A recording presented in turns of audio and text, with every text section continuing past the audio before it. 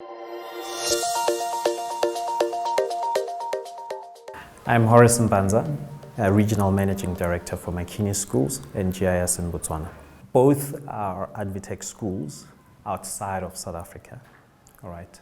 We've also got Crawford International in Tatu City, which is also an Advitech school outside of South Africa.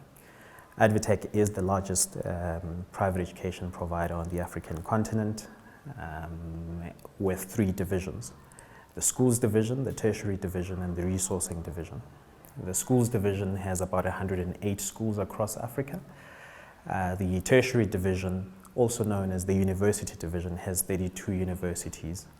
And then the resourcing division has recruitment companies operating across Africa.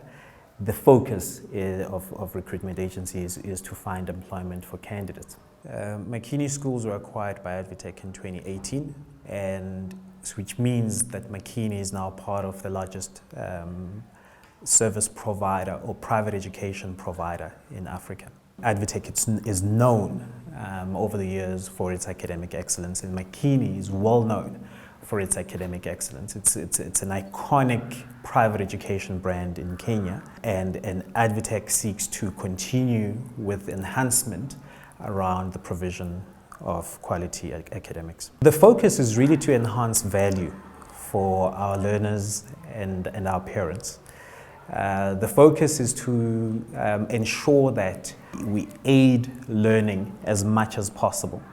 So a lot of the facilities, whether it's sports facilities or technology facilities, the intention is to actually improve the experience our learners have when they're at school. And our board has just approved a large-scale investment in technology across all our schools in terms of Wi-Fi and devices. And the intention of this is to actually ensure that there's learning even when the teacher is not there. Kids can do research, will be able to do research in our institutions wherever they're sitting. There's also investment in play infrastructure, in fun infrastructure. I think in education we often underestimate the impact of learning through play. Children actually do learn through play. When learning is associated with a positive emotion, children tend to recall that information much easier. But also, if children enjoy being in that learning institution, enjoy being at school, the more you actually enhance learning, the more they look forward to it, the more they commit to the learning experience. We believe that develops their 21st century skills, which include collaboration, social skills, self-management skills. All of the 21st century 21st century skills or global competencies are actually aligned with the CBC curriculum as well as with the Cambridge curriculum. If you look at average tenure of a teacher in Makini, it's over 10 years. So in real terms, a teacher in Makini will stay for at least, an average at least 10 years. Some of our teachers have been around for over 30 years.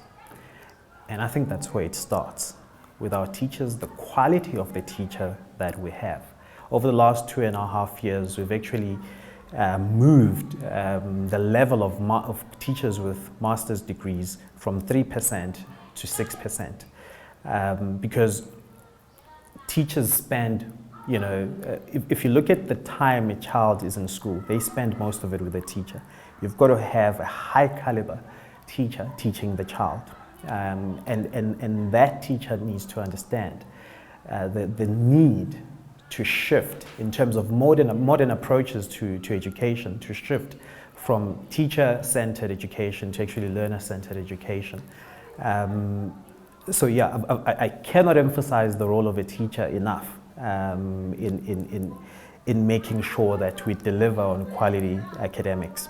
And it's important that teachers who teach in the Cambridge curriculum as well, or in the international curriculum, understand the requirements and the approach that is required of them as they teach in both these spaces. Our learners are exposed to B-bots that they program which is actually development, of their coding skills. We've got Purple Mesh, we've got computer labs, we've got all of that. We've got makerspace venues where they can go in and develop their skills, enhance their skills around technology. There are various benefits for being part of a large group. If you look at it, our principals have an opportunity to interact with 100 other principals from other schools. If there's any issue that they are dealing with, chances are 100 other colleagues have experienced that problem, and those problems can be addressed. So there's sharing of best practice.